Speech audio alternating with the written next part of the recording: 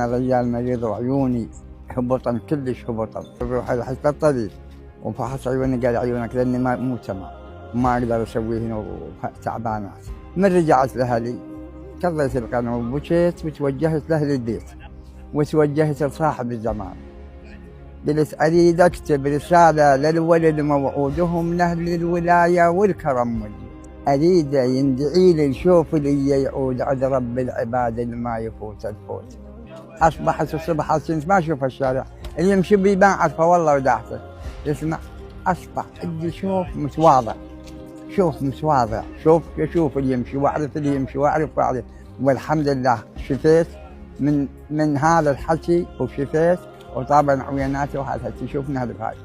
عن قول لسان الحال عن زينب يقول تلهب نار دلال بحر لعل تكت دموع بعيني، بحر لاي الشامس من رأى حالي، بحر لاي ترك حالي الشماتة وبكى علي. يا أنا هاي بكيت يا صحيح ترك حالي الشماتة وبكى علي.